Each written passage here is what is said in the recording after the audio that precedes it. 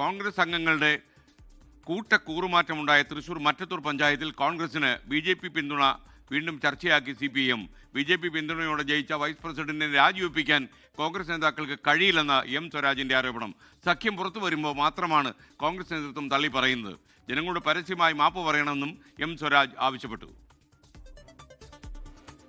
ഒരൊറ്റ ദിവസം കൊണ്ടാണ് കോൺഗ്രസ് പൂർണ്ണമായും BJP ആയി മാറിയത്.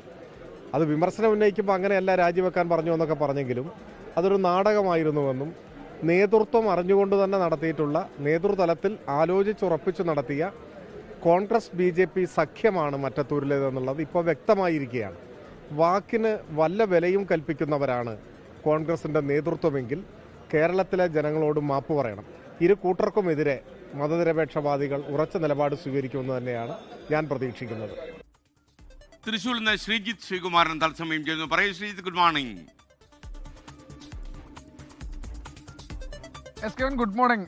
നമ്മൾ എടുത്തു പറയേണ്ടത് 2 ആഴ്ച പിന്നിട്ടു വൈസ് പ്രസിഡന്റ് തെരഞ്ഞെടുപ്പിൽ ഇത്തരത്തിൽ വലിയ പിന്തുണ 2 BJP അംഗങ്ങളുടെ പിന്തുണയോടുകൂടി കോൺഗ്രസ് അംഗം വൈസ് പ്രസിഡന്റായി ഇതുവരെ രാജിവെപ്പിക്കാൻ കഴിഞ്ഞിട്ടില്ല. നേതൃത്വം പറഞ്ഞിട്ടില്ല എന്ന് ഈ വൈസ് പ്രസിഡന്റും അവിടുത്തെ കോൺഗ്രസ് അംഗങ്ങളും പറയുന്നുണ്ട്.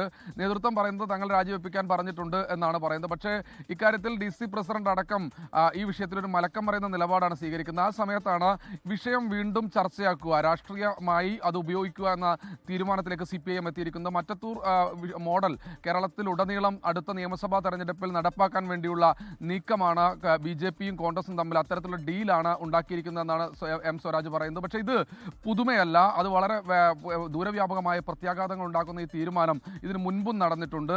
സാധാരണ ഇത് പിടിക്കപ്പെടുമ്പോൾ, ഇത് പുറത്തറിയുമ്പോൾ മാത്രമാണ് ഇത്തരത്തിൽ അത് തള്ളിപ്പറയുന്ന ഒരു സാഹചര്യം ഉണ്ടാകുന്നത്. ഇത് കൂടാതെ ഒന്നുകൂടി M. സ്വരാജ് പറയുന്നുണ്ട്, പ്രതിപക്ഷ നേതാവിന് അങ്ങനെ ഒരു ധാർമ്മികമായ അവകാശമില്ല. കാരണം അദ്ദേഹം ഗോൾവാൾക്കറുടെ ചിത്രത്തിന് മുൻപിൽ പോലും പോയി പൂവിട്ട് പൂജിച്ചയാളാണ്. അതുകൊണ്ട് പ്രതിപക്ഷ നേതാവിനും ഇവരോട് രാജിവെക്കാൻ പറയാൻ കഴിയില്ല എന്നാണ് പറയുന്നത്. സംസ്ഥാന വ്യാപകമായി തന്നെ മറ്റത്തൂർ ഉയർത്തി BJP കോൺഗ്രസ് ഡീൽ എന്ന ആരോപണം വീണ്ടും ഉയർത്തുകയാണ് CPIM-ഉം M. സ്വരാജും ഇപ്പോൾ ചെയ്യുന്നത്.